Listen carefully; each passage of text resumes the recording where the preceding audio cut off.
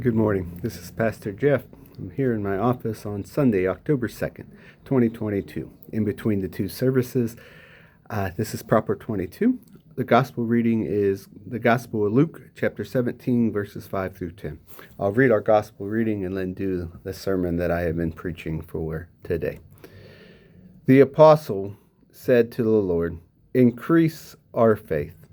The Lord replied, "If you had faith the size of a mustard seed, you could say to this mulberry tree, 'Be uprooted and planted in the sea,' and it would obey you.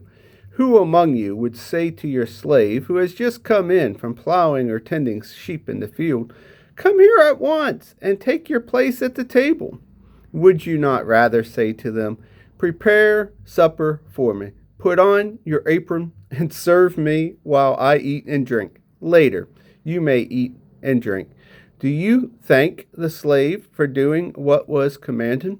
So you also, when you have done all that you were ordered to do, say, 'We are worthless slaves. We have done only what we ought to have done.'" So last week, we ended in chapter 16 as Jesus was sharing the parable about the rich man and Lazarus. If you were at the first service or listened to my message online, you should remember that I asked you to place yourselves into the shoes of the rich man's brother. We have the opportunity to write the ending of the story. While we are here on earth, what are we going to do to help those that encounter on a daily basis? This morning, we turn the chapter and are hearing Jesus speak to the disciples about faith. However, when we turn the chapter, the lectionary writers thought it was appropriate to start in verse 5, where the key question is. However, the key question comes because of what happened in the first 4 verses. Thus, I am going to take a step back and share with you those 4 verses. Listen in. He said to his disciples, "Hard trials and temptations are bound to come, but too bad for whoever brings them on. Better to wear a concrete vest and take a swim with the fishes than give one of those dear little ones a hard time. Be alert. If you see your friend going wrong, correct him. If he responds, forgive him, even if it's personal against you, and repeat it 7 times throughout the day. And 7 times he says, 'I'm sorry, I won't do it again.' Forgive him." I'm pretty sure that the disciples were thinking, "Whoa, Jesus, these are some tough words. Can you increase our faith so we can accomplish that task?" That is when Jesus shared the 2 examples that we read today. There are multiple ways that we can hear these words. This morning, I want to have you hear them through the lens of encouragement. I have heard sermons and Bible lessons where this text has been used as a scolding text. They highlight the component, "If you just had enough faith, you could fill in the blank." But maybe we can see that what Jesus was really saying to his disciples is that there is no real value in worrying too much about whether you've got enough faith or whether you could have more faith. Jesus then could be flipping the question back around to them and asking, "Are you living faithfully with what you have?" This question should not be a scary question for us to answer. I want to remind you of some very important news this morning. Each and every one of us is created in the image of God. Because of that, we know the difference between love and hate. We understand the difference between faithful and betrayal. All of us have been created with the capacity to continue the journey of growth. We can live into love, truth, being a peaceful person, and having a sense of wholeness. I think that the world often shakes their head at Christianity because faithfulness and integrity should be taken for granted. It's what we have been created for. It's what we are called to do. It's our job, just like Jesus was sharing about the servant. When I think about Jesus speaking to the disciples, I think that Jesus was trying to get them to realize that this is not rocket science. It really is not that tough. He is looking at them as they ask about having their faith being increased, and he is wanting to know what they are doing with the faith that has been given to them.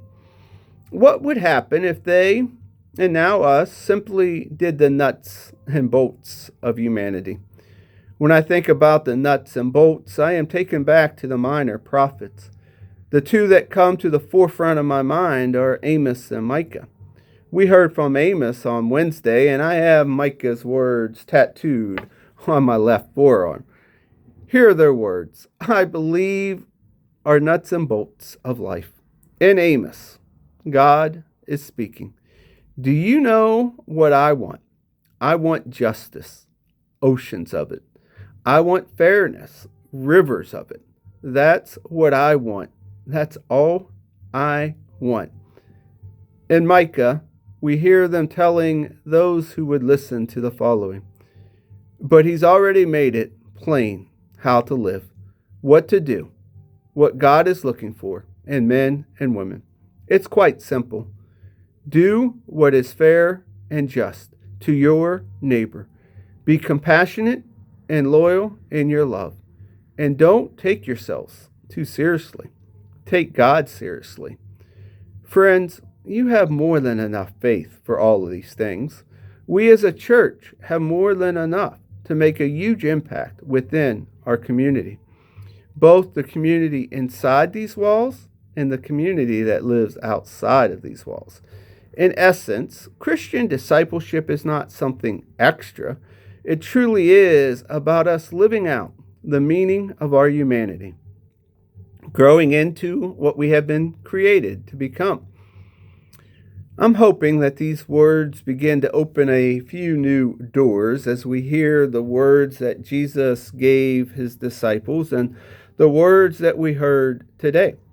It is important for us to remember that these stories are part of a larger narrative. We need to remember that Luke and Acts is a 2-volume set. In these books, we take a journey from the good news that Jesus shared to the growing pains that the Jews and Gentiles had in their relationships. Then we encounter the stories of the early church and all the challenges that they faced. They were able to overcome, even though their faith was so small. God continued to work through them, and God continues to work through us. By faith, the disciples found world-alternating power, and we have that power as well. If we can, I want to make a shift, and I want to share with you some news with you regarding language, because language can be a tricky thing, right? We read the word faith in the text, and I have been preaching to you about faith and how that plays out in our daily lives.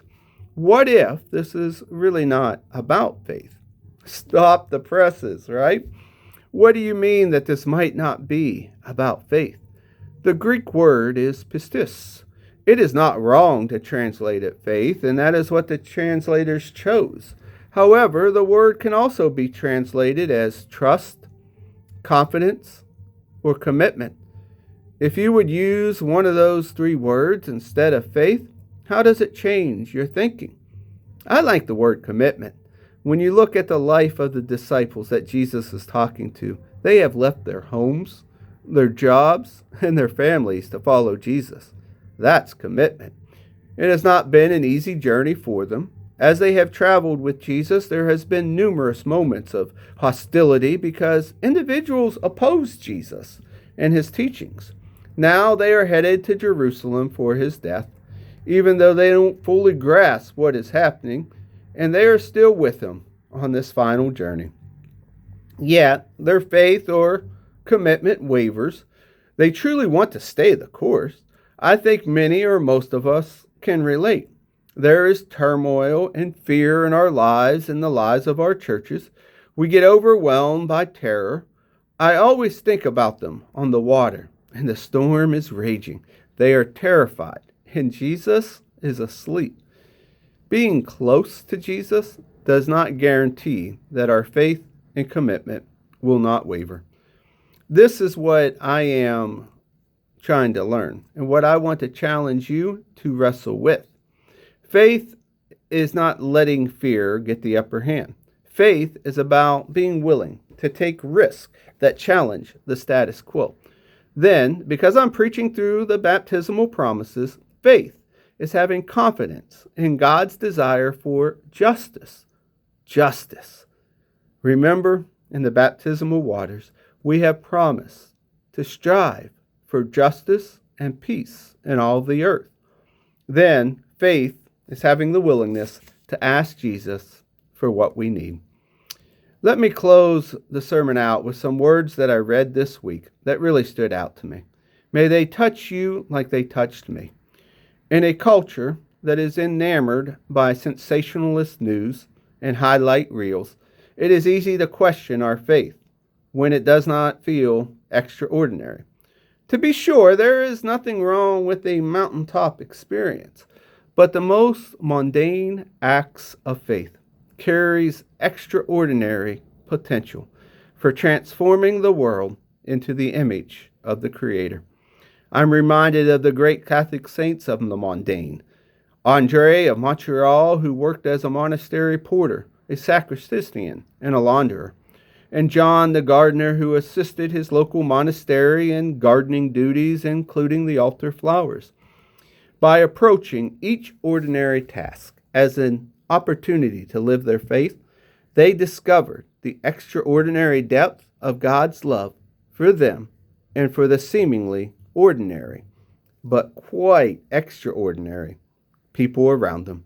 Friends, our faith journey is about loving God and loving others. May we make a commitment to live out that journey. Amen.